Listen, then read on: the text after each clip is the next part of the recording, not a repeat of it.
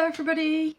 So today we've got chapter 27, which is quite a long chapter, so wish me luck. And it's called Mike TV is Sent by Television. Mike TV was even more excited than Grandpa Joe at seeing a bar of chocolate being sent by television. "But Mr. Wonka," he shouted, "can you send other things through the air in the same way? Breakfast cereal, for instance." "Oh, my sainted aunt," cried Mr. Wonka, "don't mention that disgusting stuff in front of me. Do you know what breakfast cereal is made of? It's made of those little curly wooden shavings you find in pencil sharpeners." "But could you send it by television if you wanted to, as you do chocolate?" asked Mike TV. "Of course I could." "And what about people?"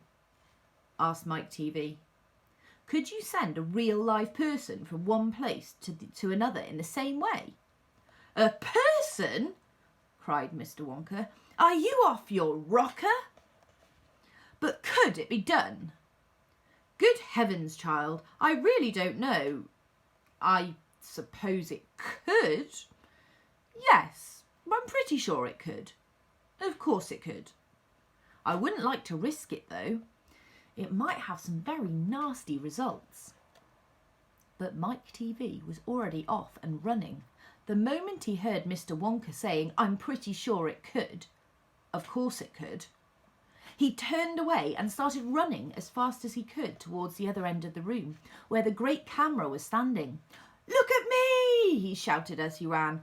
"I'm going to be the first person in the world to be sent by television!" "No, no, no, no, no, no!" cried Mr. Wonka.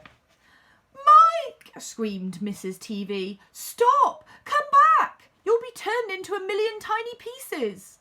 But there was no stopping Mike TV now. The crazy boy rushed on, and when he reached the enormous camera, he jumped straight for the switch, scattering the Oompa Loompas right and left as he went. "See you later, alligator!" he shouted, and he pulled down the switch, and as he did so, he leapt out into the full glare of the mighty lens. There was a blinding flash. Then there was silence. Then Mrs. TV ran forward, but she stopped dead in the middle of the room. And she stood there. She stood staring at the place where her son had been. And her great red mouth opened wide, and she screamed, "He's gone! He's gone!" "Great heavens, he has gone!" shouted Mr. TV. Mr. Wonka hurried forward and placed a hand gently on Mrs. TV's shoulder. "We shall have to hope for the best," he said. "We must pray that your little boy will come out unharmed the other end." "Mike!" screamed Mrs. TV, clasping her head in her hands. "Where are you?" "I'll tell you where he is," said Mr. TV. "He's whizzing around above our heads in a million tiny pieces." "Don't talk about it," wailed Mrs. TV.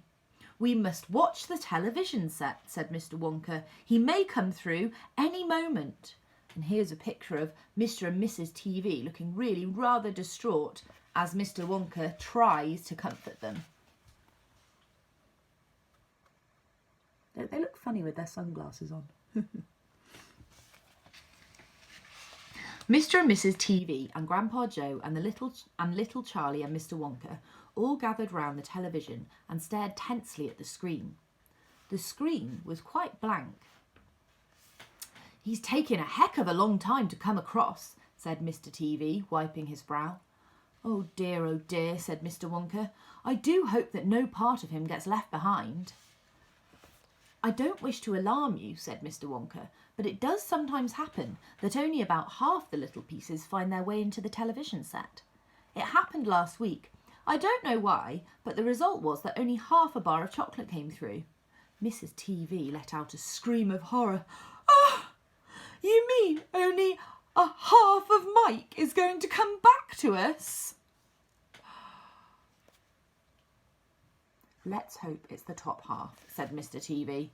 "Hold everything," said Mr. Wonka. "Watch the screen. Something's happening." The screen had suddenly begun to flicker. Then some wavy lines appeared. Mr. Wonka adjusted one of the knobs and the wavy lines went away.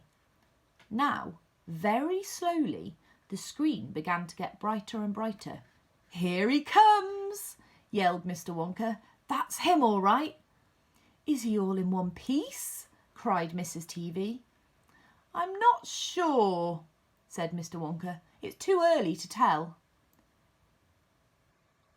Faintly at first, but becoming clearer and clearer every second, the picture of Mike TV appeared on the screen. He was standing up and waving at the audience and grinning from ear to ear. "But he's a midget!" shouted Mr. TV.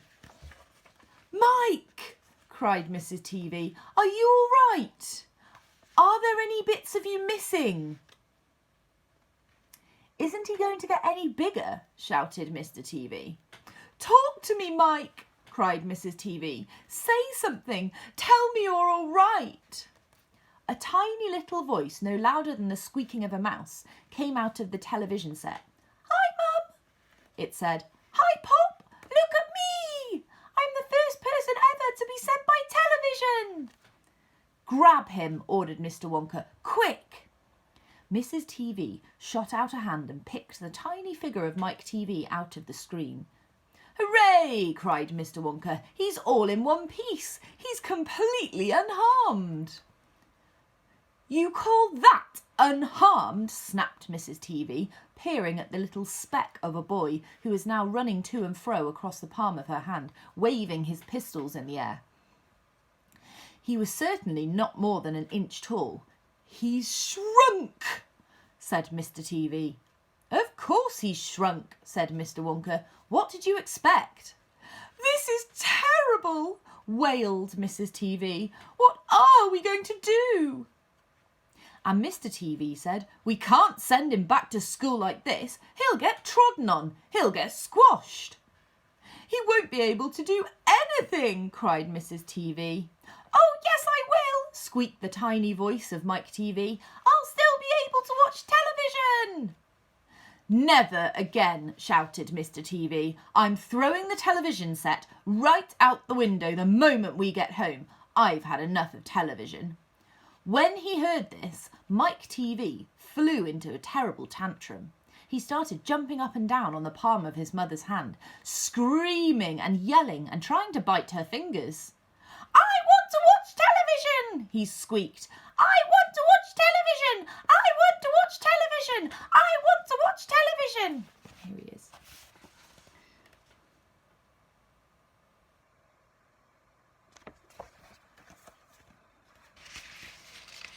"Here, give him to me," said Mr. TV, and he took the tiny boy and shoved him into the breast pocket of his jacket and stuffed a handkerchief on top.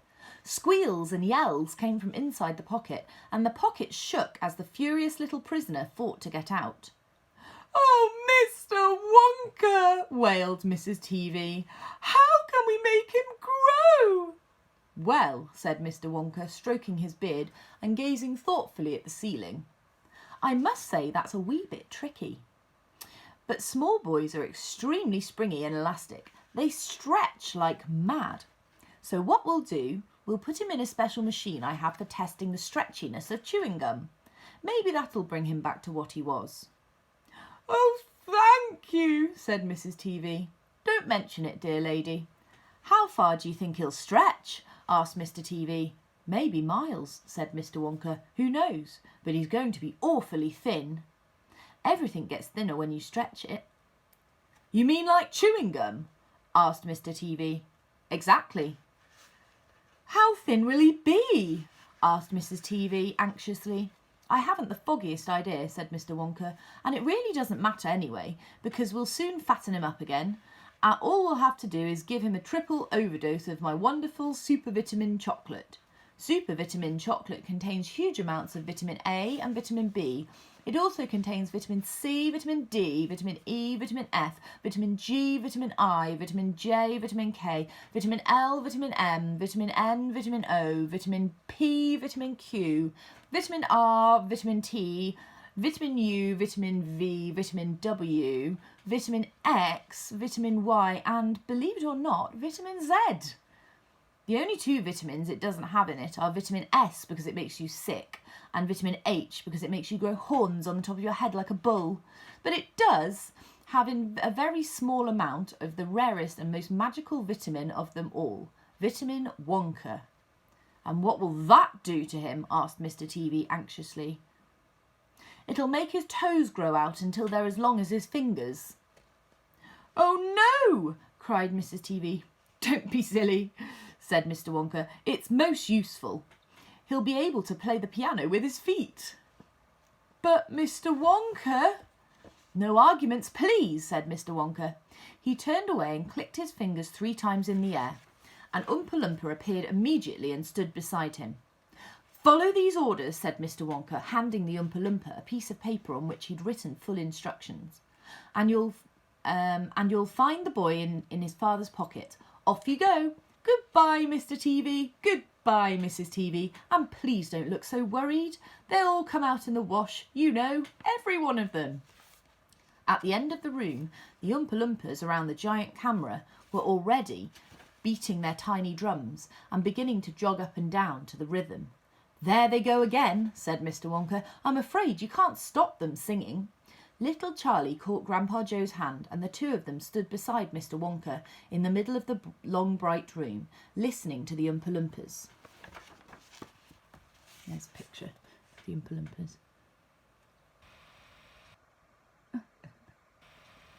In their little spacesuits.